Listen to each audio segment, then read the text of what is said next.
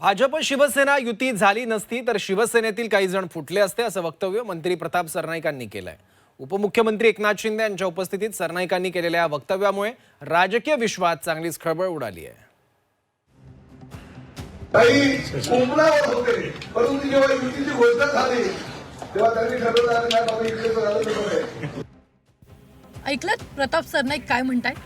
भाजप आणि शिवसेनेची युती झाली नसती तर काही जण फुटले असते। मंत्री प्रताप सरनाईक यांचं ठाण्याच्या सभेतील या भाषणामुळे मोठी खळबळ उडाली आहे। महापालिका निवडणुकांची घोषणा झाली, त्यामुळे प्रत्येक पक्षानं निवडणुकीसाठी कंबर कसली।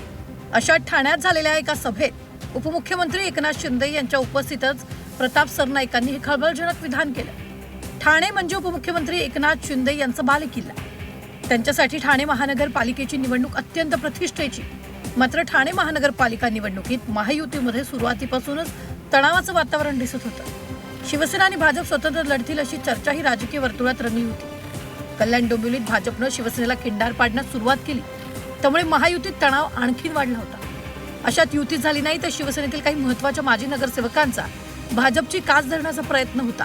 मात्र युती झाली आणि पक्षातील संभाव्य फाटाफूट थांबली असा दावा परिवहन मंत्री प्रताप सरनाईक यांनी केलेला आहे।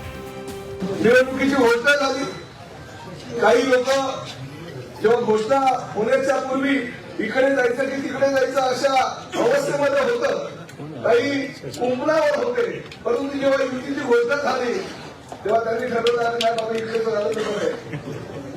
आणि त्यांची जी मनातली इच्छा आकांक्षा होती। दरम्यान सामाजिक न्याय मंत्री संजय शिरसाट यांनी सरनाईकांच्या वक्तव्यावर सारवासारव केली।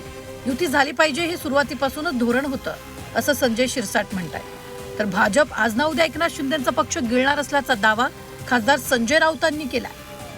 अशा वेळेला काही नगरसेवक जेव्हा आले, जवळपास 55 ते 58 नगरसेवक आमच्या पक्षामध्ये त्यांनी प्रवेश केलाय, आणि मग अशा वेळेला त्यांना सामावून घेणे किंवा त्यांचा विचार करणे हे पक्षाच्या नेतृत्वाला गरजेचं असतं।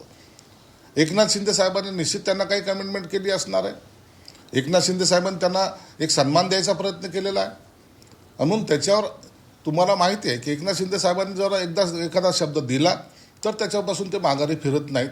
म्हणून हे युती झाली पाहिजे हे आमचं पहिल्यापासून धोरण होतं, त्यामुळं त्या नगरसेवकाला सुद्धा न्याय मिळेल ही अशा पद्धतीचं वक्तव्य कदाचित प्रताप सरनाईकाचं असावं। भारतीय जनता पक्ष हा एकनाथ शिंदेचा पक्ष पूर्णपणे गिळणार आहे, आता नाही तर उद्या। पण विधानसभा निवडणुकांच्या आधी एकनाथ शिंदे यांचा पक्ष हा अस्तित्वात असेल की नाही याच्याविषयी माझ्या मनात पहिल्यापासून शंका आहे। खरं तर पक्ष कुणाचाही गिळण्याची गरज नाही। उद्धवजी ठाकरे नेहमी अनाकोंडा म्हणतात। उद्धवजी ठाकरे, तुम्ही स्वतःच तुमचा पक्ष गिळून घेतलेला आहे। पूर्वी वंदनीय हिंदू हृदय सम्राट बाळासाहेब ठाकरे यांच्या नेतृत्वात शिवसेनेची ताकद होती, शिवसेनेचा रुबाब होता, शिवसेनेचा दबदबा होता, परंतु तुम्ही आपला पक्ष गिळंकृत करण्याचं काम स्वतःच केलं। स्वतःच्या पिल्लांना ज्या पद्धतीनं भस्मसात केलं जातं, अगदी तशीच अवस्था उद्धवजी ठाकरे यांनी आपल्या शिवसैनिकाची केली।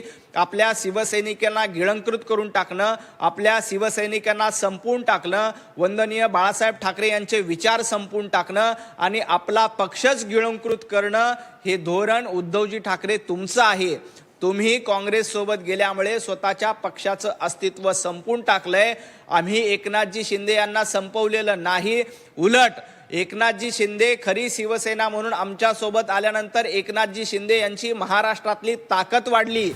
मुंबई, ठाणे आणि कल्याणमध्ये पूर्ण युती होणार असल्याची घोषणा झाली आहे, मात्र अद्याप जागा वाटप झालेलं नाहीये। त्यामुळे दोन्ही पक्षामधील उमेदवारांमध्ये नाराजी होणं उघड आहे। त्यामुळे संभाव्य नाराजी टाळण्यासाठी दोन्ही पक्ष काय उपाय करणार याकडे सगळ्यांचं लक्ष लागलंय। ब्युरो रिपोर्ट, झी 24 तास, ठाणे।